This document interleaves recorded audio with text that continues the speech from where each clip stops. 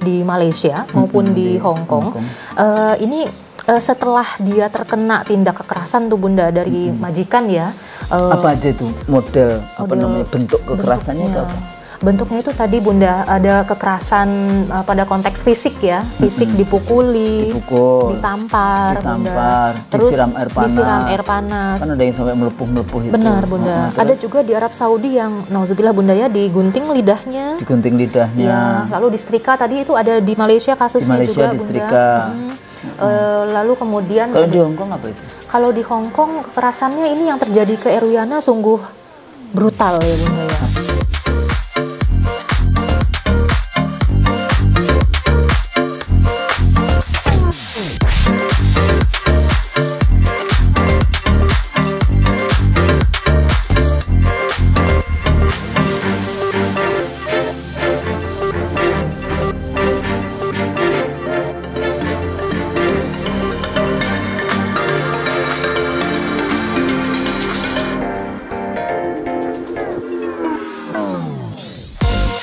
Bismillahirrahmanirrahim. Assalamualaikum warahmatullahi wabarakatuh. Waalaikumsalam warahmatullahi wabarakatuh. Alhamdulillah kita kembali di program ini sudah lama ini di program namanya Khusnul Maria Official atau seringkali sebetulnya kalau disingkat menjadi CM Official. CM kan biasanya Khusnul Maria kan suka dipanggilnya CM. Nah, alhamdulillah kita bertemu lagi. Sudah lama ini kita agak sedikit absen karena banyak sekali pekerjaan-pekerjaan lain. Kali ini di CM Official kita punya tamu luar biasa ini. Assalamualaikum. Waalaikumsalam. Namanya Bunda. Ana Sabhana. Alhamdulillah. Belakangnya apa? Azmi. Ana Sabhana Azmi. Sehat Bunda? Alhamdulillah. Ini Ana ini di depannya ada buku yang sangat tebal. Tapi ini sebenarnya bukan buku, ini draft disertasinya sebentar lagi. Amin. Ana akan selesai. Terima Jadi kasih, karena Bunda, datang untuk konsultasi dan sebagainya tadi kita ajak untuk sedikit berbincang-bincang tentang apa sih nanti tesisnya dan sebagainya. Ana adalah dosen di Universitas Islam Negeri Syarif Hidayatullah di Ciputat sana. Mazhab Ciputat, tahu kan Bunda? Memang cuma ada satu mazhab di Ciputat. Banyak sekali. Banyak sekali ya. Tapi termasuk yang itu enggak? Oh, nanti kita diskusi lagi Bunda ya. Diskusi lagi. Nah, pemirsa yang dirahmati Allah, sebetulnya punya banyak. Sebetulnya kita itu punya banyak video sebetulnya ya. Hasil karya dari para mahasiswa. Masya Allah. Alhamdulillah. Kenapa? Saya dulu pernah bicara di kelas gitu. Kalian bikin video pendek-pendek. Nanti satu saat akan saya upload kayak gitu di YouTube saya. Padahal waktu itu saya belum punya YouTube itu. Wow. Tapi saya cuma bicara satu saat nanti akan ada YouTube dan kemudian kita bisa upload di YouTube saya. Waktu itu sih bisa juga ada beberapa yang saya upload di Facebook. Siap Bunda. Tapi Facebook saya kan hilang permanen. Iya. Sempat nyari-nyari loh saya Bunda. Udah nggak ada. Dan malas untuk bikin lagi. Jadi sekarang ada di Instagram ada Khusnul_Maria. Tapi juga nggak bisa aktif. Jadi aktifnya ada di IC Daryl Show dengan Bang Nursi dan sebetulnya di CM Official, Khusnul Maria Official. Saya selalu lihat loh Bunda. Mantap. Alhamdulillah. Jadi ada di apa namanya dan tentu saja di YouTube kawan-kawan yang lain termasuk di SNN ya. Mas Aji, SNN itu apa? Satu Indonesia News Network. Satu Indonesia News Network kayak gitu ya. Kalau ada program-program tertentu, biasanya dulu kita juga punya itu dengan Bunda Nino. Tapi YouTube-nya juga hilang permanen. Jadi mudah-mudahan nanti ada sebentar lagi ada launching YouTube barunya. Mudah-mudahan nanti tidak dihilangkan secara permanen. Ya nggak apa-apa kalau bukan rezekinya kan qadarullah, bukan rezekinya alhamdulillah ala kulli hal gitu ya. Nah, Ana ini sejak S2-nya ya tesisnya menulis tentang perempuan ya terutama migrant workers. Tapi sebelum ke Ana di situ, saya mau cerita dulu karena ini juga sebagai satu pengantar untuk video-videonya para mahasiswa. Baik, Bunda. Ya, mahasiswa ilmu politik S1 terutama dan S2 yang jadi salah satu tugas UAS ya. Masya Allah. Akhir semester, ujian akhir semester ya. salah satunya itu membuat video. Jadi mereka membuat video masing-masing menyampaikan pandangan. Dan kebetulan beberapa videonya saya sampaikan kepada Mas Aji, ternyata videonya itu relatif pengambilan gambarnya bagus kayak gitu. Suaranya bagus. Jadi nanti akan dipilih mana yang bisa diupload. Saya bisa lihat nanti Bunda ikut. Bisa langsung lihatnya di CM Official. Wah, siap. Nah, kalau kita bahas tentang studi tentang perempuan dan politik, zamannya saya kuliah dulu belum ada mata kuliah itu.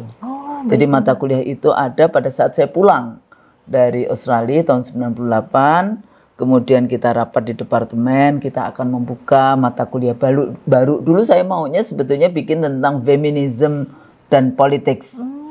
Tapi ternyata terminologi feminism itu tidak bisa diterima begitu saja. Iya, kan kayak gitu. Padahal kalau secara ilmu politik itu kan ada 3 terminologi. Ada yang disebut seks. Seks itu artinya jenis kelamin. Iya, Bunda. Laki-laki dan perempuan. Jenis kelamin ya beda dengan sexual orientation. Siap. Ya, kalau UN kan pakai sexual orientation, kalau kita enggak. Kita jenis kelamin laki-laki dan perempuan. Ya, seringkali disebutnya seks gitu, tapi itu jenis kelamin. Arti dalam bahasa Indonesianya jenis kelamin. Jangan kemudian kalau kita baca baca textbook yang gender kayak gitu ya, terus kemudian mengartikannya apa.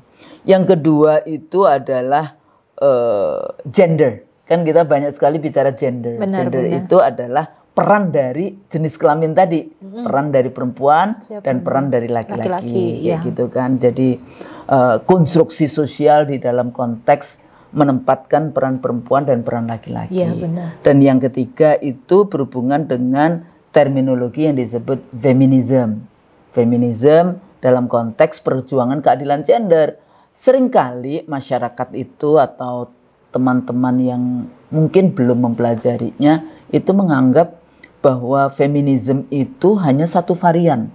Padahal kan variannya banyak sekali kayak gitu. Tapi yang biasanya dipelajari di dalam ilmu politik itu kan kita belajar tentang feminisme liberal. Sama dengan yang ideologi liberal barat itu. Di situ bicara tentang individu. Jadi kalau perempuan, persoalan ketidakadilan gender, ketidakadilan antara perempuan dan laki-laki itu karena perempuan tidak mendapatkan akses yang sama di dalam konteks misalnya pendidikan dan sebagainya. Jadi lebih individualisme di dalam konteks itu. Pendidikan bekerja, ya Bunda ya. Feminisme sosialis misalnya ya. Jadi itu isunya karena isu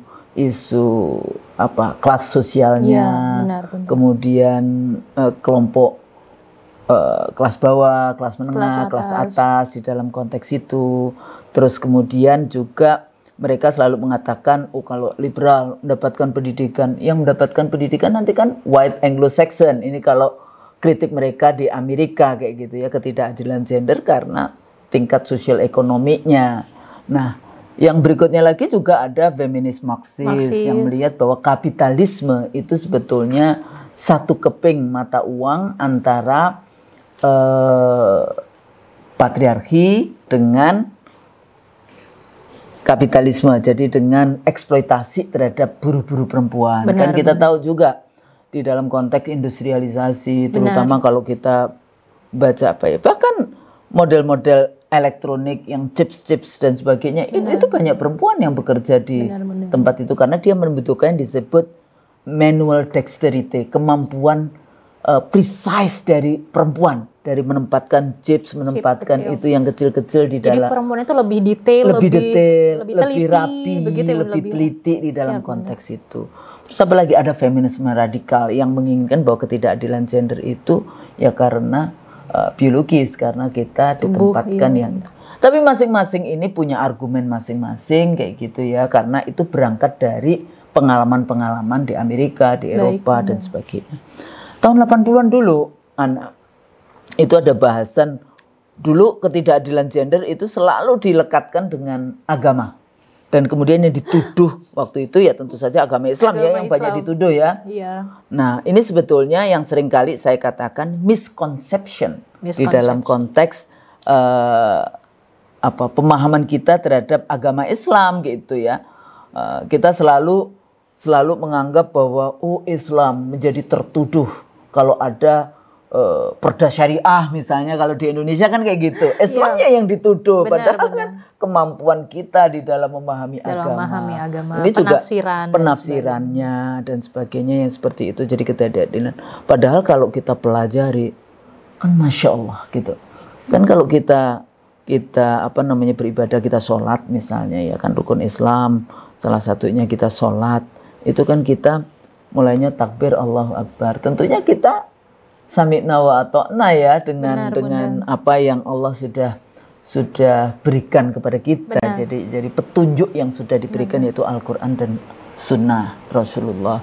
Nah, jadi kalau kita balik ke sana, jangan sampai kemudian kita ikut-ikutan menuduh Islam, menuduh Quran, menuduh Sunnah kayak gitu kan.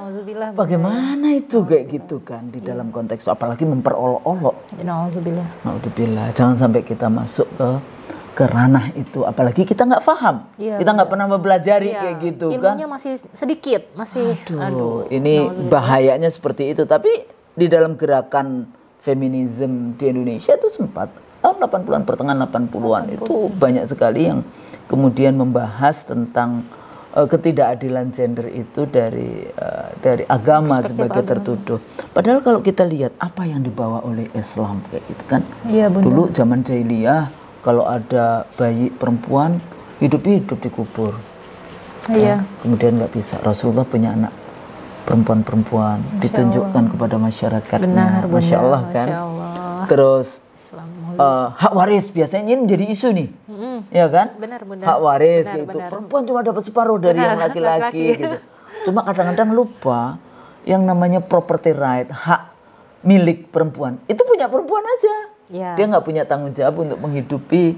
Nah, tapi kalau diberikan kepada laki-laki, dia punya tanggung jawab menghidupi istrinya, saudara perempuannya. Kalau saudara perempuannya belum menikah, belum punya yang tanggung jawab, ibunya dan sebagainya. Jadi kalau kita nggak paham dengan baik, kita bisa salah kan membaca.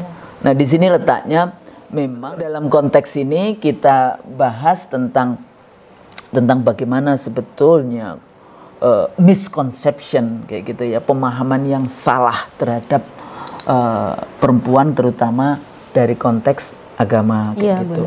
Nah, isu yang lain lagi, perempuan boleh nggak sih bekerja? Nah, ini nanti masuk ke menarik banget. Disertasinya Ana ya. Sebetulnya saya ini tadi cuma mengantarkan bagaimana masuk ke disertasinya Ana yang kita bicara tentang women migrant workers.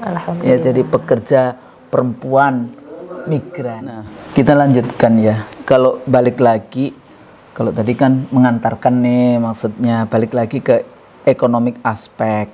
Kadang-kadang kan kita mengatakan bahwa Islam, ya memang yang baik itu kan kalau kita perempuan memang di rumah menjadi ibu, ngurusin anak nih. Tapi kan realita kehidupan kan nggak begitu. Iya, Bunda. Iya kan? Benar. Misalnya kalau kita balik lagi ke zaman Rasulullah gitu ya, Khadijah radhiyallahu, itu kan dulu juga seorang pebisnis. Benar. Dan orang kaya gitu. Tapi seluruh kekayaannya diserahkan untuk suaminya untuk perjuangan, untuk berdakwah, gitu untuk ya. berjuang, benar. Nah, terus Aisyah ini juga luar biasa kalau dia intelektual, kalau menurut saya kan, dia perawi hadis ya, sebagai orang yang terutama hadis-hadis yang berhubungan dengan isu perempuan. Benar. Karena apa? Karena itu sangat penting sekali. Benar. Karena kalau secara metodologis, kalau kita baca bukunya Fatimah Mernissi ya, konteks yang Women and Islam ya, itu kalau kita bicara tentang hadis-hadisnya Aisyah itu sangat penting, karena dia seperti kalau metodologi itu kan participant observer. Iya. Karena dia kan bersama Rasulullah, melihat langsung, mengalami langsung, bukan melihat lagi. Jadi participant observer, jadi berpartisipasi sehingga hadis-hadisnya yang isu spesifik perempuan gitu ya, yang khas perempuan. Kalau kita bicara perempuan dalam konteks spesifik itu kan hak reproduksi, yang kayak gitu kan, relasi perempuan dan laki-laki dan yang lain. Nah, salah satu, tapi kita nggak bahas sunnahnya, itu bukan ahli kalian kita, tapi intinya untuk menjadi lesson learn di dalam konteks sejarah Rasulullah. Kan wajib ini kita pelajari lagi zaman Rasulullah. Jangan cuma sekedar era Yunani kuno gitu, political scientist nih.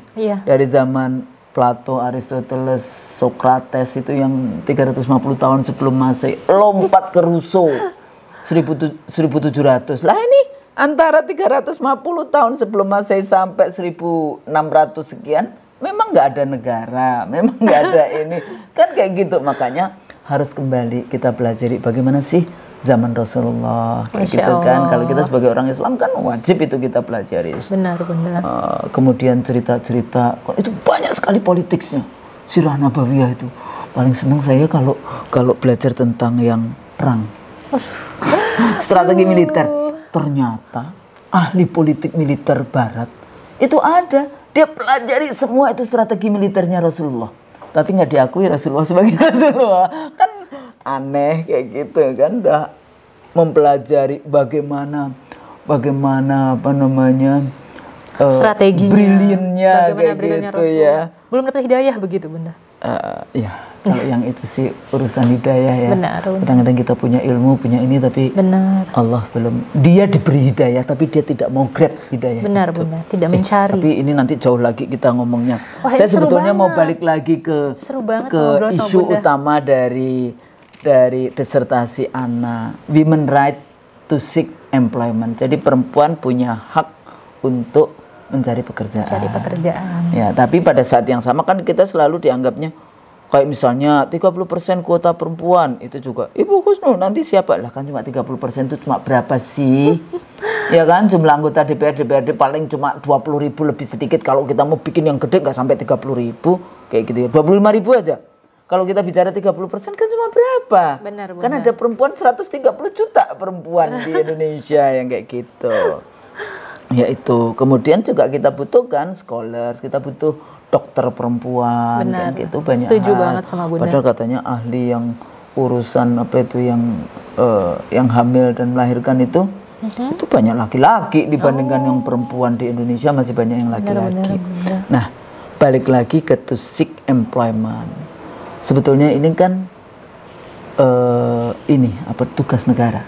Tugas negara kan pendidikan, kesehatan, membuka lapangan pekerjaan. Jadi pekerjaan itu jangan untuk orang asing, tapi untuk anak bangsanya sendiri. Ya, kecuali anak bangsanya sendiri sudah mendapatkan pekerjaan yang layak, sejahtera, boleh kan, itu kemanusiaan di dalam konteks itu.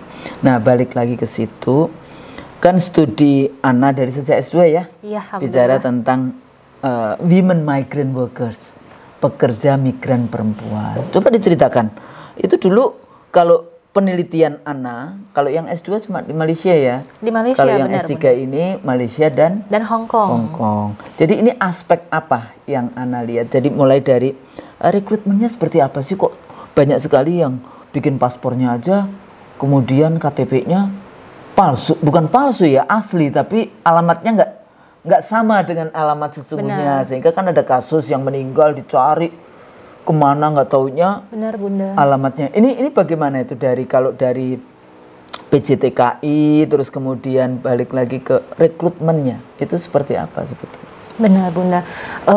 Ini first of all senang banget ketemu lagi sama Bunda Husnul. Pokoknya beliau the best, dari dulu panutan saya, Masya Allah. Alhamdulillah, Allah itu yang kasih ke kita ya. Bunda, kalau ngomongin tentang migrant workers, memang istilahnya kalau kita diskusi tentang migrant workers ini Bunda nggak ada habisnya. Nggak ada habisnya ya. Karena dari tujuan negara aja banyak ya, dari mulai yang negara Timur Tengah, kemudian yang paling banyak ya Malaysia, Hong Kong, Taiwan, ya, Jepang, Korea sekarang ya. Kalau Korea banyak yang laki ya, bukan Korea perempuan. Banyak yang laki-laki. Kalau Jepang, yang di barat ada, yang di barat ada, nurse yang kayak gitu, itu biasanya di barat ya. Benar Bunda. Jadi itu gimana? Dan sebagainya. Nah, kalau ngomongin rekrutmennya Bunda, memang sebetulnya, jadi kalau kita tarik waktu gitu Bunda, ini kan ada Undang-Undang Nomor 39 Tahun 2004 tentang PPTKILN, tapi sudah direvisi ya Bunda di tahun 2017 menjadi Undang-Undang 18 2017. Nah, kalau tentang kalau yang 2017 tentang pelindungan pekerja migran Indonesia. Sebelumnya di 2004 Bunda tentang penempatan dan perlindungan TKI di luar negeri. Nah, kalau bicara rekrutmen, Ini yang jadi sebetulnya sandungan banget ya Bunda ya, karena kekerasan yang terjadi di negara penempatan, mau tadi Malaysia ya Bunda ya, Hong Kong, Saudi Arabia dan sebagainya, pasti tidak jauh dari pola rekrutmen yang bermasalah di dalam negeri. Jadi sudah dari pola rekrutmen itu sudah ada masalahnya. Benar Bunda.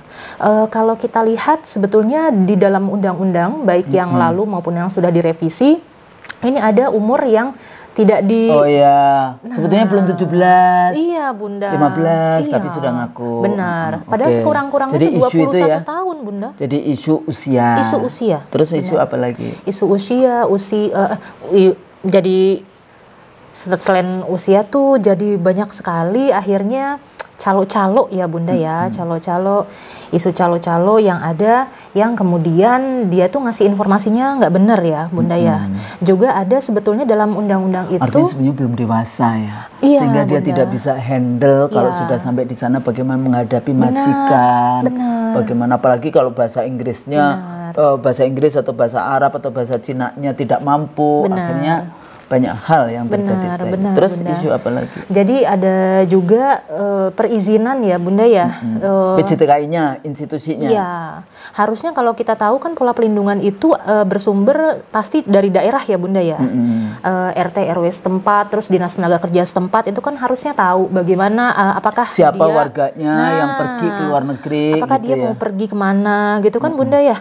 Terus rekrutmennya itu gimana, dokumennya apakah sudah terpenuhi atau belum. Nah ini yang lemah pengawasan di titik itu Bunda.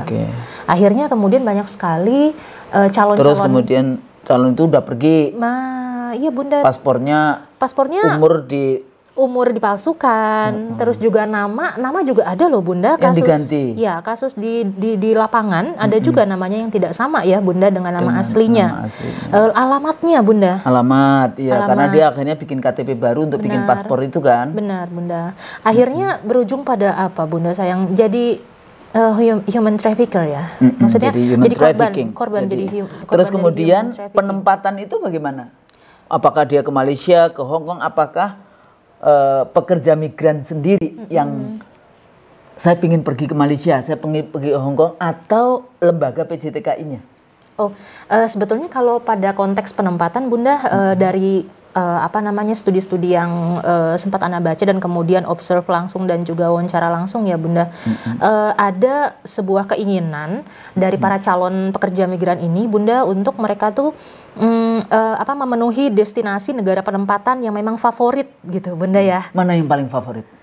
So far kalau berdasarkan data dari Badan Pelindungan Pekerja Migran Indonesia Bunda, Malaysia itu tetap di nomor 1. Kenapa? Bahasa mungkin nggak sulit. Makanan halal itu kan mudah. Benar banget ya. Bunda. Terus apa lagi? Jarak. Jadi dia berpikir bisa pulang gitu ya. Benar dengan Bunda. mudah. Padahal nggak juga. Bahkan ya Allah ini sangat miris ya Bunda. Bahkan di tahun 2018 ada salah satu korban yang bernama Adelina ya Bunda. Ini balik kita lanjutkan. Jadi pemirsa CM Official, kita lanjutkan ya isunya tentang kasus. Jadi kan selalu kalau kita bicara women trafficking, kita bicara TKW, Ana tahu nggak dulu kalau saya alhamdulillah sering kan yang namanya traveling, conference, seminar, undangan yang kayak gitu. Mau di Jepang, seringkali Indonesia itu labelingnya kan TKW, kita umroh aja. Ya, saya pernah itu naik pesawat, saya sampai tanya, kenapa kok lampunya nggak dimatikan?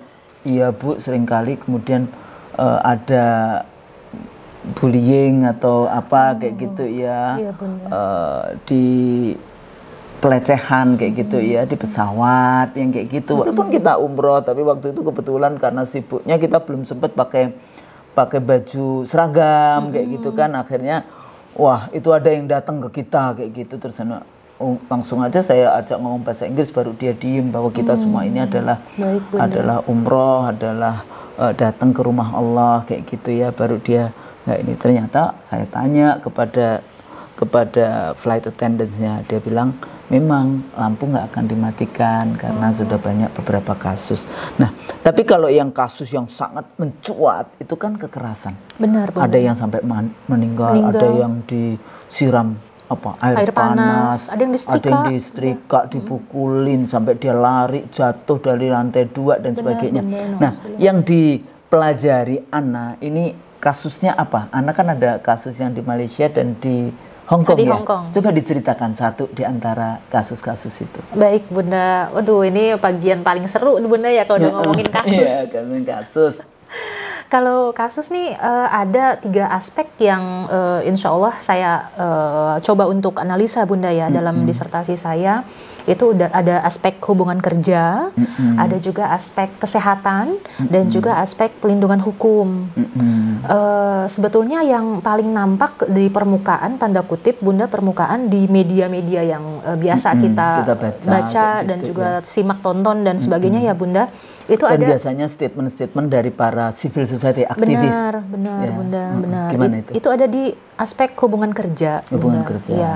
Karena dari konteks aspek hubungan kerja itu kita melihat bahwa tadi Bunda salah satu yang tadi kita diskusikan ya, dia tidak terpenuhi dokumentasinya yang baik, lalu kemudian dia menjadi PRT. PRT itu maksudnya pekerja rumah tangga atau pelaksana rumah tangga ya, asisten rumah tangga. ART kalau di sini. Kalau di sini ART. Nah, itu tidak terpenuhi akhirnya hak-haknya ya Bunda ya. Termasuk pada aspek hubungan kerja itu satu penggajian. Karena tadi kan Bunda sangat relate kan antara dokumen-dokumen yang benar, yang valid dengan gaji yang dia terima. Karena kan nanti kan akan ada kontrak kerja begitu Bunda. Biasanya kontrak kerja itu berapa lama? 2 tahun ya? 2 tahun Bunda, masanya 2 tahun. Itu ada lawyernya nggak dia biasanya? Kalau secara resmi, maksudnya dokumentasinya resmi dan juga pola rekrutmennya baik dan sebagainya, dia pasti punya hak-hak untuk pelindungan Bunda, termasuk pelindungan hukum ya kalau kita bicara tentang lawyer Bunda, karena itu juga tertera tuh Bunda di kebijakan pelindungan tenaga kerja ataupun pekerja migran kita Bunda. Nah biasanya perlindungan hukum itu kan apa sih kasusnya? Apakah dia tadi yang dianiaya dan sebagainya, itu bagaimana sebetulnya ceritanya? Benar. Di aspek pelindungan hukum Bunda ada juga kasus-kasus yang terjadi baik di Malaysia maupun di Hong Kong. Ini setelah dia terkena tindak kekerasan tuh Bunda dari majikan ya. Apa aja itu model bentuk kekerasannya itu apa? Bentuknya itu tadi Bunda ada kekerasan pada konteks fisik ya, fisik dipukuli, ditampar Bunda, terus disiram air panas. Kan ada yang sampai melepuh-melepuh itu. Benar Bunda. Ada juga di Arab Saudi yang nauzubillah Bunda ya, digunting lidahnya. Ya, lalu disetrika, tadi itu ada di Malaysia kasusnya juga Bunda. Lalu kemudian kalau di Hong Kong apa itu? Kalau di Hong Kong kekerasannya ini yang terjadi ke Eruiana sungguh brutal ya Bunda ya. Apa itu? Sungguh brutal. Jadi nauzubillah Bunda, berjam-jam dia disuruh berdiri begitu dalam keadaan basah, kondisi dingin begitu ya. Ada kipas angin Bunda. Jadi basah karena dimandiin, disiram air disiram air dan kemudian musim dingin atau musim panas ini? Ini nggak tahu kalau musim ya Bunda ya, tapi kalau misalnya sudah musim dingin, kalau karena di Hong Kong kan berlapis-lapis jadinya Bunda ya kalau sudah musim dingin. Iya. Tapi dari beberapa tindak kekerasan dilakukan oleh majikan Eruiana Bunda itu menunjukkan bahwa memang dari aspek pelindungan PRT ini sangat-sangat riskan ya Bunda ya. Soalnya padahal katanya Hong Kong itu relatif bagus juga di dalam konteks peraturan regulasinya ya. Benar Bunda. Maksudnya pemerintahan Hong Kong kayak gitu, mereka punya regulasi kan. Benar Bunda, namanya itu Employment Ordinance. Itu yang British ya dia. Iya. Dia menggunakan model Inggris kan di dalam konteks Bunda. itu. Benar. Tapi memang dari beberapa hal ketika kita mencoba untuk mewawancarai begitu Bunda ya, beberapa narasumber, memang majikan yang ada di Hong Kong itu relatif lebih well educated dan juga secara informasi dan juga sosialisasi pelindungan asuransi mereka ya memberikan begitu Bunda ya. Tapi bukan berarti tidak ada majikan yang tidak baik. Kan tidak semuanya orang itu baik. Jadi ada yang qadarullah dapat majikan yang baik. Kan sekarang banyak sekali nih saudara-saudara kita yang sedang mencari nafkah sampai ke luar negeri, menjemput nafkah sampai ke luar negeri. Itu punya YouTube juga kan? Banyak YouTuber kan sekarang. Ada juga Bunda. Yang terkenal itu ya siapa itu yang di Taiwan tapi kayaknya dia. Di Hong Kong ada juga. Di Hong Kong Bunda juga. Terus ada juga yang sukses menikah dengan orang bule. Iya. Kayak gitu. Jadi memang tidak semuanya dalam konteks yang tadi itu ya kekerasan, semua TKW pasti kekerasan, ada yang itu kan tergantung kepada ya qadarullah itu tadi. Tapi tidak boleh kemudian kita tidak sebagai negara kemudian tidak melakukan apa-apa kan untuk melindungi warga negaranya di luar negeri. Sebetulnya kalau saya perhatikan, saya sejak 85 ya menulis tentang ketenaga kerjaan. Saya dulu waktu di lembaga demografi, waktu kita mengikuti pelatihan itu ya yang 6 bulan itu salah satu kan kita harus menulis kayak karya tulis. Dan itu waktu itu saya nulisnya tentang ketenaga kerjaan, jadi tenaga kerja perempuan. Tapi karena demografi ya lebih bicara dengan angka-angka statistiknya ya waktu itu. Waktu di Fakultas Ekonomi UI. Jadi emang dari dulu ada ketertarikan tersendiri di dalam melihat itu. Nah, kembali lagi bedanya di Malaysia dengan di Hong Kong dalam disertasinya Ana ya, itu apa yang paling terlihat kontras gitu di dalam konteks perlindungan negara atau peran negara dalam konteks itu. Baik Bunda, terima kasih. Wah, ini kalau udah ngomongin negara, ya kan kita political scientist, jadi harus tetap melihat bagaimana negara melindungi warga negaranya di luar negeri lah. Ini bagaimana, Ana? Nah, kalau bicara tentang peran, Bunda ya, peran dari aktor pemerintah baik di Malaysia maupun di Hong Kong memang ada perbedaan, Bunda. Dari konteks kasus, memang kalau bicara peran kasuistik juga Bunda ya, ada 3 kasus yang saya analisa di Malaysia dan juga 2 kasus yang saya analisa di Hong Kong. Itu Bunda. Kekerasannya apa aja tuh? Kekerasannya itu ada kekerasan fisik tadi itu Bunda. Malaysia. Fisik. Di Malaysia ada fisik, terus kemudian kekerasan ekonomi juga tentang penggajian.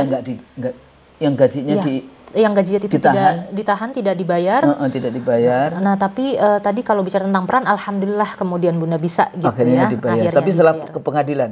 Setelah ke pengadilan ada, dan juga ada setelah pemanggilan agensi, Bunda. Oh, jadi agensinya. Kalau yang di Hong Kong? Kalau yang di Hong Kong itu kekerasan fisik. Sama juga Bunda ada gaji tidak dibayar. Gaji tidak bayar. Ya.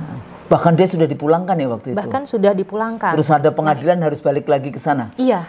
Oke. Jadi coba diterangkan gimana tadi bedanya antara di Malaysia dengan di Hong Kong? Kalau aspek peran pemerintah kita yang di Malaysia, Bunda, kita bisa melihat bahwa ada upaya tindakan-tindakan pelindungan dan juga langkah efektif, aktif begitu yang dilakukan oleh pemerintah untuk melindungi dan juga menyelesaikan 3 kasus kekerasan yang tadi itu.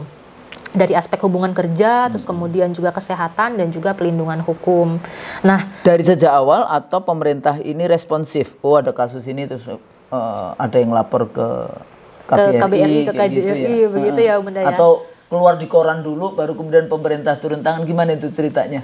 Kalau khusus untuk yang 3 aspek kasus kekerasan dan juga aspek hubungan kerja, terus pelindungan hukum dan kesehatan dari 3 kasus yang saya potret begitu Bunda, itu pemerintah memang terjun ke lapangan karena bukan karena melihat berita, tapi memang mereka Bunda mempunyai data sendiri. Iya, mempunyai data dan juga political will begitu Bunda ya. Ada political untuk will. Bergerak begitu. Alhamdulillah kalau gitu. Alhamdulillah. Tapi ternyata Bunda, kita juga harus tahu bahwa pemerintah tidak berdiri sendiri. Oke. Iya, jadi dia berdirinya sama siapa? Berdirinya sama siapa ya Bunda ya? Berdirinya sama Mas Aji, sama saya atau sama Bunda? Jadi ada juga peran dari civil society Bunda untuk menyelesaikan kasus-kasus kekerasan tersebut. Jadi ada NGO ya, benar, yang berperan juga. Jadi relasinya itu demokratik lah Bunda, democratic engagement. Oke. Ini sebenarnya perkembangan luar biasa. Karena kalau dulu kan enggak, katanya dulu itu ketemu sama TKW kita di luar negeri ya pakai pemimpin, itu bedanya kalau model Malaysia Filipina misalnya itu ya. Itu presiden kalau datang ke Kuwait atau datang ke Singapura kalau ada apa-apa dengan warga negaranya, pembantu migrant workersnya kayak gitu ya, presiden langsung telepon itu ke Perdana Menteri kayak gitu kan. Benar. Nah, kadang-kadang pemimpin kita kalau ketemu warga negaranya yang kebetulan pekerja rumah tangga kayak gitu kan, atau biasanya kan dulu itu udah ini kan eufemisme, asisten rumah tangga, pembantu kayak gitu kan. Dulu seringkali nggak dihargai mereka kayak gitu kan dalam konteks itu. Benar. Padahal mereka juga sebetulnya pahlawan karena dia kan mengirimkan hasil pekerjaannya kan ke desa-desanya masing-masing. Jadi kalau remitensinya ya. Kalau kita pergi ke daerah-daerah, nah sayangnya seringkali itu kalau sudah balik, ya ada yang kasus itu yang kemudian dia dicerai dengan SMS ya. Oh iya, iya Bunda. Suaminya menceraikan dengan SMS kayak gitu. Padahal dia masih membiayai suaminya dengan istri keduanya kayak gitu. Kan ada kan kasus. Penelitian dari BRI itu Women Institute pernah mungkin. Wah, ini salah satu korban yang di Hong Kong. Demikian Bunda, tapi mungkin sedikit perbedaannya. Jadi suaminya ini pertama-tama menyuruh dia untuk pergi ke luar negeri untuk bekerja sebagai pekerja migran karena memang dari kondisi ekonomi yang diceritakan sangat kurang ya Bunda ya. Betul. Nah di tengah jalan, ya mohon maaf Bunda, ada main-main kemudian, waduh. Terus dicerai. Iya. Kalau kemarin kasusnya sedang clash dan juga mungkin ke arah divorce begitu ya. Gitu ya. Jadi ini juga jadi persoalan. Padahal ada lagi yang kemudian dia kawin lagi, jadi istrinya bekerja di luar negeri, membiayai suami dan istri keduanya. Itu beberapa penelitian juga begitu. Nah balik lagi tadi, apa saja yang dilakukan oleh pemerintah di dalam kalau kasus yang diteliti oleh Anna itu kan sampai ke pengadilan ya? Iya. Tiga-tiganya? Yang di Malaysia iya Bunda. Itu pemerintah dia berperan untuk membantu di bidang apa? Apakah menyediakan lawyernya ataukah bagaimana? Jadi advokasinya seperti apa? Jadi perannya di dalam konteks ini seperti apa? Benar Bunda, terima kasih Bunda. Jadi kalau kita bicara tentang 3 kasus kekerasan terhadap perempuan pekerja migran yang saya telaah itu Bunda, pemerintah ini dalam kebijakan juga dalam undang-undang kita memang punya peran pemerintah tentunya untuk mendampingi ya Bunda ya, mendampingi proses pendampingan. Jadi mendampingi proses hukum yang tengah dijalani oleh perempuan PMI. PMI-nya bukan Palang Merah Indonesia ya Bunda ya. Perempuan Pekerja Migran Indonesia. Jadi perempuan PMI. Nah, jadi bahasanya sekarang perempuan PMI ya Bunda ya. Karena undang-undangnya sudah undang-undang PPMI, Pelindungan Pekerja Migran Indonesia begitu Bunda. Nah, jadi pemerintah memang melakukan pendampingan secara hukum, kemudian juga mengecek Bunda, istilahnya mengecek apa saja keputusan-keputusan ataupun ada nggak sekiranya keputusan yang terlalu diskriminatif begitu Bunda terhadap perempuan pekerja migran kita, dan juga make sure apalagi dalam kasus boleh saya mention Bunda ya, dalam kasus Wilfrida itu Wilfrida tuh udah dari tahun 2010 Bunda ininya kasusnya. Dan ini udah selesai belum? Nah, baru bisa pulang ke tanah air 2021 dan putusan pengadilan itu 2014. Jadi 2010, 2014, 2021 baru bisa ke tanah air. Jadi selama 14 sampai 2021 apa yang dilakukan Wilfrida? Jadi Bunda saya setelah 2014 kan putusannya itu alhamdulillah divonis bebas atas tapi sempat ditahan. Sempat tidak di penjara gitu? Bunda. Enggak. Karena beliau memang ada mengalami sedikit sindrom yang mempengaruhi kondisi psikis ya, dan aturan di sana itu tidak boleh di penjara kalau mempunyai dibawa ke rumah sakit. Dibawa ke rumah sakit jiwa Bunda. Jadi selama 6 tahun itu di rumah sakit jiwa? Dari 2010 sampai proses ke 2014 di sana. Kemudian 2014 itu putusan bebas Bunda, vonis bebas tentunya atas semua peran Bunda ya, baik pemerintah maupun civil society kita dan juga yang ada di Malaysia.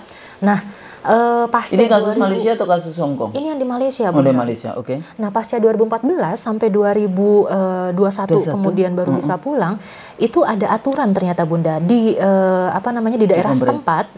Di pemerintah mereka. Iya, seingat saya di Kelantan ya Bunda. Kelantan. Ya. Nah, itu harus ada dulu pengampunan dari sultan yang ada di sana. Jadi walaupun pengadilan menyatakan bebas, tapi harus ada seperti ketok palu dari kerajaan di sana, Bunda. Sultan di sana. Benar Bunda. Jadi kalau sudah keluar kata pengampunan baru. Kenapa sampai lama meminta ampun? Pengampunan. Ini kondisi terus posisinya di mana pada saat menunggu dari 2014 sampai 2021? Ya pemerintah apakah kita. Ada di KBRI atau di KJRI, di mana posisinya dia? Pemerintah kita sebetulnya take over Bunda ya, tapi tidak di shelter ya, karena sambil healing begitu Bunda ya, sambil healing. Jadi ditaruh di mana?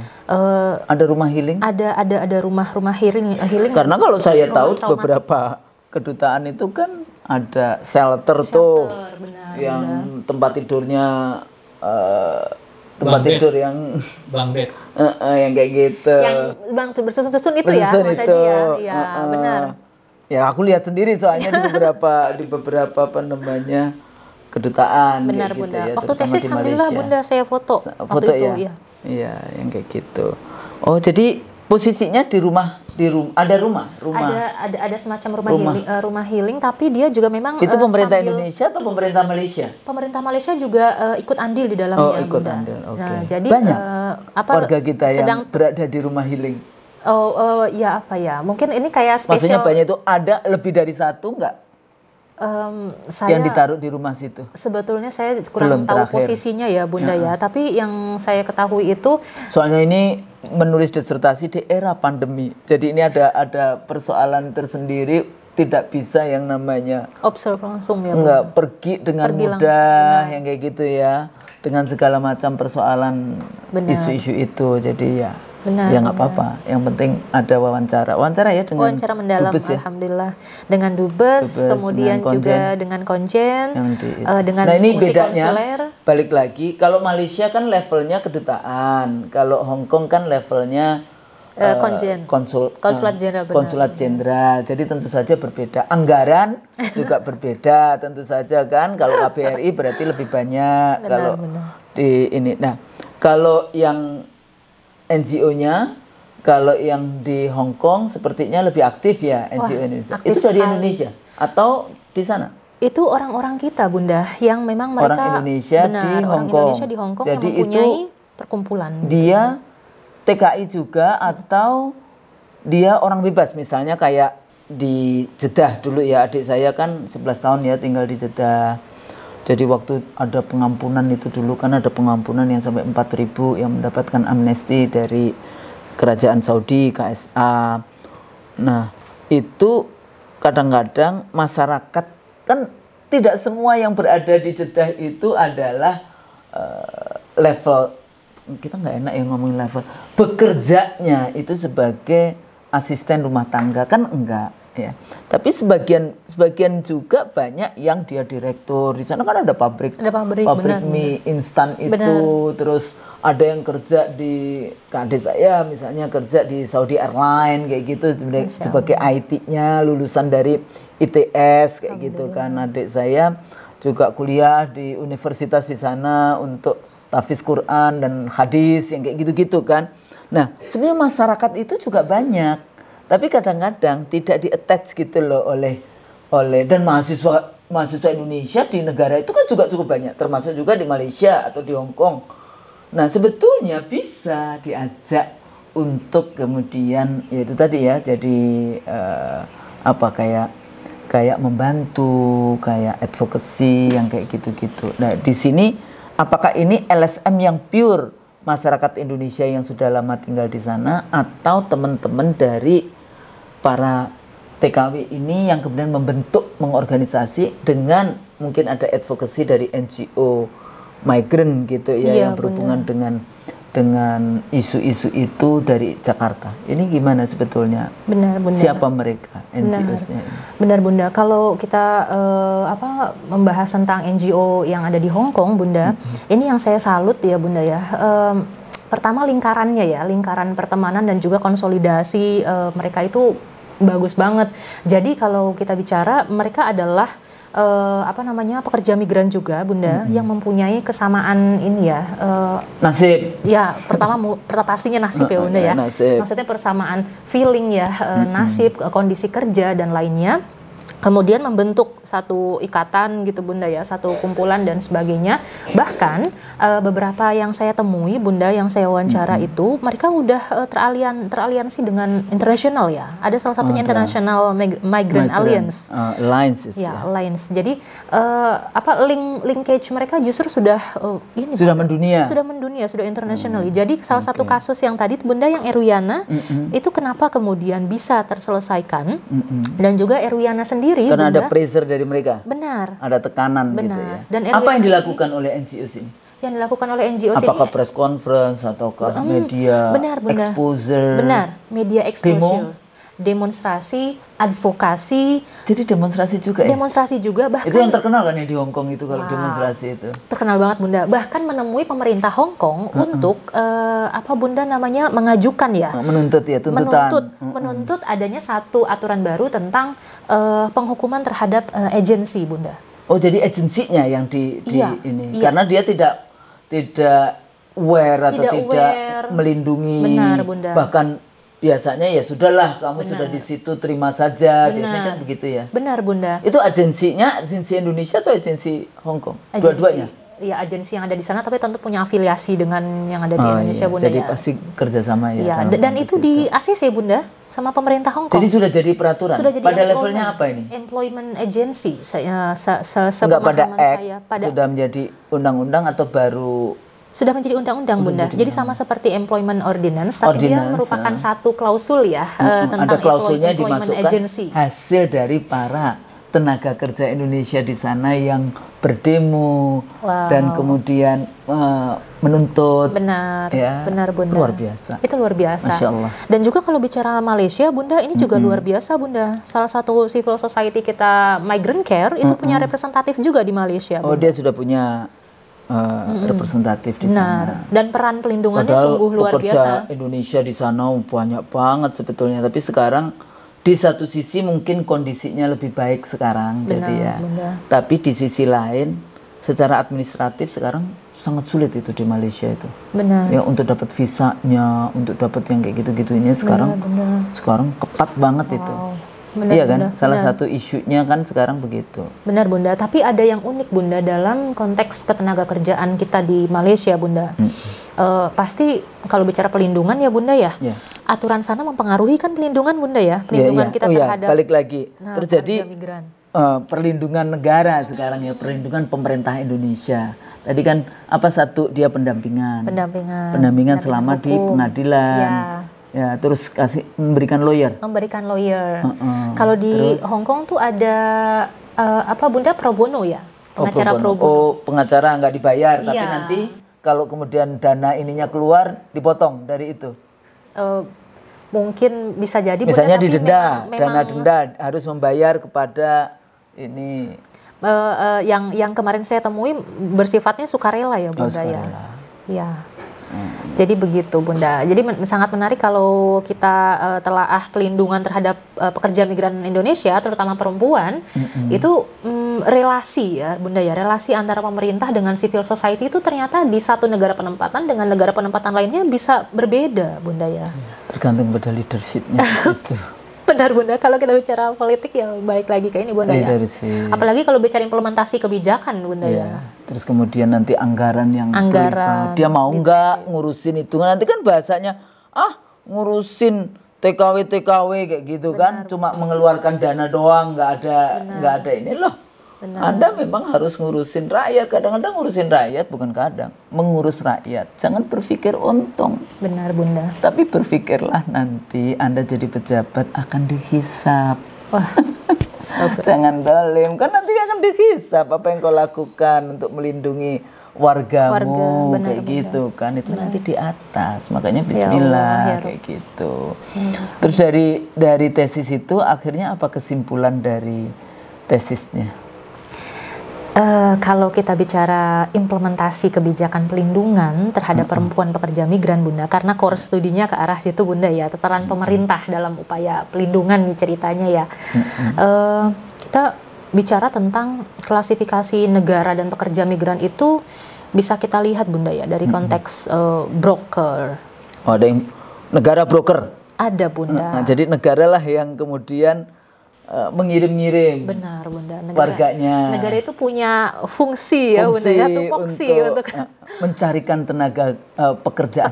Sebetulnya dulu ada itu salah satu yang kemudian istrinya jadi bupati di Banyuwangi ya. Yang dulu Bali itu loh. Ada bupati Bali yang dia mencarikan pekerjaan warganya ke Jepang tapi. Iya. Ingat nggak? Iya, ingat Bunda. Mana ya itu ya? Saya lagi lupa nama, tapi saya ingat. Iya kan, ada kan kasusnya. Jadi itu bisa dikatakan negara menjadi broker. Terus apa? Iya Bunda ya, kalau kita tapi ini kan juga tidak spesifik Indonesia. Teori ini kan sebetulnya dari Sri Lanka ya yang menulis. Iya, jadi ada satu kasus tuh Bunda ya. Gunawardana. Ada satu bukan kasus. Gunadarma ya, saya selalu bukan Universitas Gunadarma ya. Jadi ada satu kasus di Sri Lanka Bunda. Nah, klasifikasinya itu yang ditemukan broker. Terus kemudian yang Gunawardana temukan itu ada broker, ada regulasi dan juga proteksi Bunda. Nah, ya regulasi dia cuma mengerjakan aturan di implementasi dia nggak terlibat atau bagaimana? Sebetulnya Gunawardana sendiri bilang bahwa konteks regulasi Bunda itu berjalan di dua rezim yang lain, yaitu broker dan juga proteksi. Nah, bicara broker Bunda, kenapa coba Bunda kita enggak kalau bisa kita prediksi nggak bakal lah ada pemberhentian ya pengiriman dulu pekerja zamannya migran. Ini juga mahasiswa S3 dulu, Menteri Tenaga Kerja, itu Pak Kosmas Batubara. Siap Bunda. Ya, Pak Kosmas dulu itu mahasiswa ilmu politik juga. Siap. Waktu saya jadi ketua prodiknya, dan dia menulis juga sih tentang, tapi tentang hubungan industrial Pancasila. Tapi waktu beliau jadi menteri, itu sempat kan? Waktu itu saya tanya, Pak, bisa di ini nggak diberhentikan? Dia bilang nggak bisa. Jadi nggak mungkin. Tidak kita mungkin. Itu. Jadi kalau ada dulu Khofifah sebagai Menteri Pemberdayaan Perempuan sempat waktu itu diskusi dengan saya, Mbak, gimana kalau kita tutup untuk pengiriman? Emang bisa? Karena ada faktor push and pull. Ya, orang ya, jadi dia miskin, dia mau cari, dia mau menjemput rezekinya. Kita kan nggak tahu rezeki kita tempatnya di mana. Tapi yang kedua lagi kalau ke misalnya ke KSA ya, Kingdom of Saudi Arabia atau ke Jeddah, ke Mekah, ke Madinah. Saya itu waktu haji tahun berapa ya? Tahun 2000. Jadi waktu itu saya ketemu waktu malam-malam pergi ke masjid Namirah gitu ya, terus nongkrong di situ ada yang jualan gado-gado. Akhirnya saya tanya, pokoknya ada orang Indonesia banyak sekali yang haji juga. Terus saya tanya, Ibu sudah berapa kali pergi haji? Dia jualan, tapi dia haji juga kayak gitu. Katanya 9 kali. Sudah berapa lama di sini? 10 tahun. Tiap tahun dia pergi haji. Nah ini faktor push and pull-nya. Anda miskin, apalagi sekarang kan, kalau pergi haji nunggunya berapa puluh tahun kayak gitu kan. Nah akhirnya orang masih tetap ingin pergi ke Jeddah, Mekah, Madinah yang kayak gitu. Walaupun di sana juga sudah ada peraturan. Mereka nggak bisa setiap tahun pergi haji sekarang. Iya benar. Bisa katanya 5 tahun sekali atau apa yang kayak gitu. Nah balik lagi tadi broker terus regulasi dan juga proteksi. Lah ini apa ini yang regulasi proteksi itu?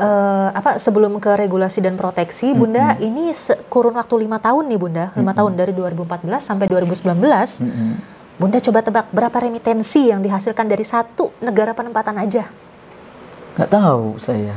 Wow, pokoknya Bunda, dari data yang ada nih, data dari BI dan ini dalam US juta dolar ya Bunda ya. Berapa? Pas saya kalkulasi nih Bunda. Berapa triliun? Sekitar ini satu negara aja ya Bunda ya. Satu negara. Satu negara penempatan 235 triliun something. 235 triliun dan berapa miliar. Oh itu kalau negara nggak ngurus dolim itu ya. Itu dari satu. Itu duitnya pulang semua kan. Wow. Bunda, ini pas tahu datanya. Makanya negara harusnya dia bisa, nggak apa-apa jadi broker kan nggak apa-apa kalau dalam rangka Bunda. Regulasi dan proteksi kayak gitu kan. Benar Bunda. Jadi kalau itu yang regulasi dan proteksinya itu memang main juga pada konteks broker gitu Bunda ya lah. Ya itu berarti ada pelindungan kan gitu Bunda ya. Ada penempatan, ada pelindungan meskipun kita harus taruh kata utamanya pelindungan Bunda baru penempatan. Jadi pelindungan dulu yang kemudian kita sertakan dalam tiap kebijakan penempatan yang dikeluarkan oleh pemerintah gitu Bunda. Harus ada term perlindungannya dulu. Itu kan yang dikritik dari kebijakan lama Bunda yang tahun 2004 itu. Lebih ke bisnis penempatan. Bisnisnya saja, tapi tidak ada perlindungannya. Benar. Nah itu dari negara Malaysia tadi Bunda. Dari satu negara penempatan saja. 235 triliun dan berapa miliar. Belum dari Hong Kong, dari Saudi Arabia, dari Taiwan, dari yang besar-besar ya dalam iya, konteks itu. Benar Bunda. Masya Allah. Nah jadi ini pemasukan utama untuk negara ya tentunya selain dia sektor migas ya Bunda ya. Artinya negara tidak yang namanya, kan negara akhirnya tidak menyediakan lapangan kerja. Rakyatnya sendiri yang mencari sampai pergi ke luar negeri. Yang seperti itu. Benar, benar. Nah, mestinya tugas negara melindungi. Benar. Ya kan, benar. di dalam konteks itu. Karena dia juga membayar pajak dan sebagainya. Benar. Memang dari kasus ini Bunda kita juga bisa lihat ya dari kasus yang saya telaah ada konteks peran negara itu memang ada dalam upaya pelindungan begitu Bunda ya. Ada peran negara itu kayak seperti half protection gitu Bunda ya, karena tidak menunjukkan full protection dan juga relasi dengan civil society-nya akhirnya menjadi less relation begitu Bunda. Nah ada yang relasinya kuat, ada yang relasinya lemah. Jadi koordinasinya bagus dengan civil society, benar. Saling ya kan ini di negeri orang, benar. Saling berpegangan tangan, benar, untuk bisa membantu saudaranya, benar. Yang mendapatkan musibah. Sebenarnya kan bagus sekali ya begitu ya. Bagus banget. Ya benar. Itulah, cuma kadang-kadang ya demi cuan, sekarang kan ngomongnya cuan, demi materi, uang kayak gitu, kadang-kadang kita nggak ngurus kayak gitu, padahal itu sangat penting. Benar Bunda. Ya. Nah di konteks regulasi Bunda, Gunawardana ini bilang beberapa indikator bisa dilihat tuh Bunda ketika negara itu menjalankan konteks regulasi ya terhadap pekerja migran seperti ratifikasi konvensi. Nah, begitu Bunda. UN. Indonesia sudah ratifikasi belum? Nah, kita itu ratifikasi konvensi pelindungan pekerja migran dan keluarganya Bunda yang 1990 itu baru di tahun 2012 Bunda yang dicirikan dengan Undang-Undang Nomor 6 tahun 2012 tentang ratifikasi konvensi pelindungan pekerja migran dan anggota keluarganya. Nah sebetulnya kalau kita bisa bilang telat. Berapa jumlah pekerja migran kita di Malaysia? Ada datanya nggak? Secara jumlah kalau spesifik beberapa tahun Bunda ya karena durasinya ini kan ada 2014 sampai 2020 Bunda. Ya. Berapa sampai ratusan ribu? Iya Bunda, saya khawatir salah kuantiti ya Bunda ya. Saya izin. Tapi banyak. Tapi coba dilihat kalau ada di tabel. Data terakhirnya. Data terakhir itu di sekitar aja. Ya, siap Bunda. Kayaknya di bab 1 deh. Benar. Nah, kalau data terakhirnya ini per tahun Bunda ya, dan dalam kurun waktu 2014 sampai 2020 itu sekitar ratusan ribu ya Bunda ya. 127 ke 97 ke 87 ke 88 90. Ini mungkin pandemik ya Bunda. Pandemiknya agak mengirimkan lagi. Agak decrease ya. Ini data yang dikirimkan, bukan data orang kita yang di sana dong. Ya ini penempatan pekerja migran Indonesia berdasarkan negara. Berdasarkan negara, berdasarkan tahun. Berdasarkan tahun, negara dan tahun. Yang paling tinggi ya Malaysia. Yang paling tinggi Malaysia benar Bunda. Kemudian sebelum Hong Kong ada Taiwan. Singapura, Saudi Arabia, Brunei, Korea. Sebenarnya Saudi lebih kecil ya dibandingkan Malaysia ya. Saudi Arabia ini pasca moratorium ya. Kebijakan moratorium itu agak decrease ya. Dan di sekarang mereka berapa tahun terakhir ini ada Arabisasi, jadi memang banyak sekali yang akhirnya pulang gitu ya. Mereka tidak mau diperpanjang kontrak-kontraknya. Baik, kecuali sebetulnya pekerja yang bekerja rumah tangga, sopir dan sebagainya gitu masih bisa bertahan. Tapi kalau levelnya sudah direktur yang kayak gitu-gitu, udah Arabisasi. Terutama yang ini nih, para pangerannya ini dalam konteks itu. Jadi apa kira-kira rekomendasi untuk pemerintah, untuk keluarga dari yang bekerja di luar negeri? Nah, 1-2 gitu. Rekomendasi dari pemerintah saya harap Bunda pada konteks rekrutmen yang menjadi itu kan isu tahap selalu ya, Bunda. tahap awal itu di Benar. rekrutmen. Benar, Jangan Bunda. ada dusta gitu ya, nama ya harus tetap nama yang dikenal di kampungnya. Iya. Sehingga kalau meninggal di luar negeri nggak pusing dibawa pulang kemana, kan kayak Benar, gitu kan. benar, Bunda. Terus kemudian jadi KTP-nya harusnya tetap KTP di mana dia dari sejak awal kan sekarang mudah untuk Benar. bikin pasportnya kayak Benar, gitu benar. ya. Usia tunggulah Usia. sabar sampai berapa? 21 sekurang-kurangnya Bunda. Kan ada itu yang belum 17. Iya, masih 16 tahun ketika berangkat. Diberangkatkan masih 15 sampai 16 tahun, Bunda.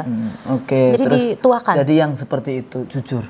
Ya, harus. Terus apa lagi? Rekomendasinya itu harus pemerintah tentunya harus integrated ya Bunda. Meskipun kita sudah punya kebijakan di 2017 ini ada LTSA ya, layanan terpadu satu atap kan Bunda. Jadi Tapi kalau nggak udah semuanya tempat ada. kalau udah satu atap kan harusnya terintegrasi, benar nggak Bunda? Ya harusnya. Harusnya. Nah, jadi Di lapangan beda lagi. jadi harapannya itu untuk membangun quality dari pelindungan terhadap pekerja migran kita yang khususnya perempuan Bunda. Betul.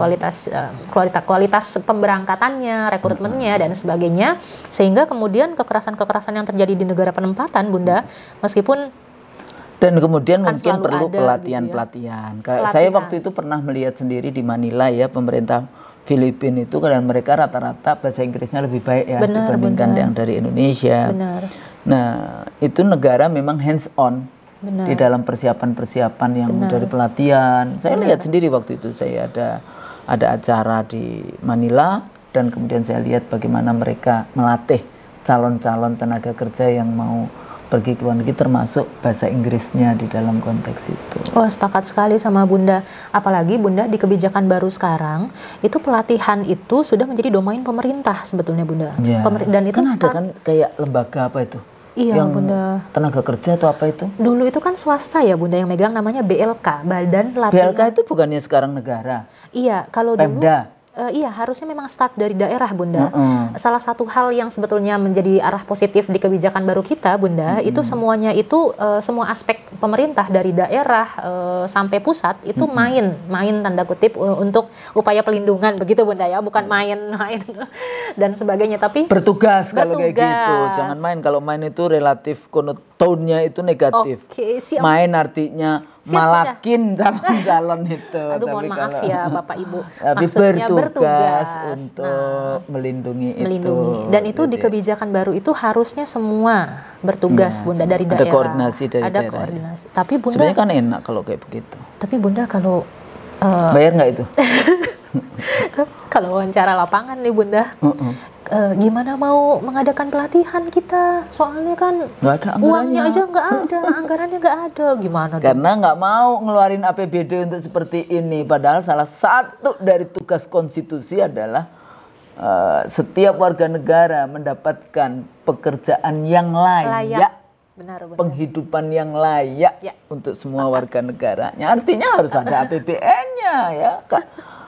Pasal itu, ayat itu punya konsekuensi anggaran. Keluarkan kayak Wah, gitu. itu harus kita push berarti Bunda. Push. Terus peran siapa lagi? Nah, Bunda, kalau bicara peran, ada juga Bunda memang peran dari negara penempatan itu sendiri, negara tujuan. iya ya negaranya. Nah, di Malaysia itu Bunda kenapa kemudian Pemerintahnya. pelindungan kita memang agak ini salah satu faktor Bunda ya, Ya, agak ini Perdana tersendat. Menterinya baru mantan Perdana Menteri ya baru meninggal ya? Oh iya. Mati ya. Iya, iya. Allahumma firlahu Allahumma warhamhu firlahu. wa'afi'u Iya Bunda, benar. Gimana? Bunda. Di Malaysia? Jadi di Malaysia sejak tahun 2018 itu ada kebijakan direct hiring namanya Bunda. Direct Oh, jadi hiring. pemerintah Malaysia yang hire Nah. orang Indonesia. Nah, itu Bunda Dia yang punya agensi juga yang datang ke Indonesia. itu yang Oh, yang jadi udah nggak kemudian, pakai PJTKI, jadi dipotong-potong ini dia mau memotong itu kali. karena memang mereka berpikir mahal banget nih, kan gitu Bunda, mahal banget nih proses untuk para Mendapatkan. majikan-majikan ini mendapatkan pekerja migran. Oh, Tapi Bunda sayang, Nggak berhasil. itu menjadi salah satu indikasi terhambatnya pelindungan kita karena Nggak tahu akhirnya. karena akhirnya menghadirkan mekanisme-mekanisme ke arah human trafficking. Oke. Karena kan nggak melalui screening, pelatihan dan sebagainya, Bunda. Iya. Jadi Ya. langsung gitu diambil. plus minus ya jadinya iya, ya. Benar. Di satu sisi menjadi lebih murah bagi Malaysia, tapi bagi Indonesia itu akan merugikan karena kita tidak tahu, itu tidak bisa di tracking kan di dalam konteks itu. Dan karena kalau di tracking jadi mahal lagi, yang disebut red tape, korupsi di setiap birokrasi yang ada. Ya Allah. Saya pikir untuk sementara ini luar biasa. Dan mungkin juga tambahan, tidak hanya selama di sana, ya. Dan kemudian pada saat pulang, ada kawan dari Aisyah, ya, bidang ekonominya, Ibu Latifah yang dulu anggota DPR juga dari PAN. Dia akhirnya bikin program kerjasama dengan bupati. Jadi memberikan pelatihan bagi para TKW, ya, untuk nantinya tidak perlu lagi kembali untuk bekerja di luar negeri. Supaya apa? Supaya membangun yang namanya keluarga yang kuat, anaknya supaya lebih terurus, kalau ibunya ada di dekatnya. Dan sebetulnya kan cukup banyak juga kalau kita mau kreatif di dalam ya ekonomi apa UMKM gitu, UMKM, ya, dalam konteks itu. Cuma ya tidak gampang juga. Benar. Pelaksanaannya ya tidak mudah. Karena ya itu perspektif dari para pemimpin di tingkat lokal juga tidak. Itu tadi melihat pekerja, kan kita suka melihat ke bawah kayak gitu loh, wah ini nggak perlu diurus. Padahal itu justru yang harus diurus kan, yang wajib hukumnya itu diurus. Underestimate, melihat ke bawah, itu cuma apa kayak gitu ya, ART dan sebagainya seperti itu.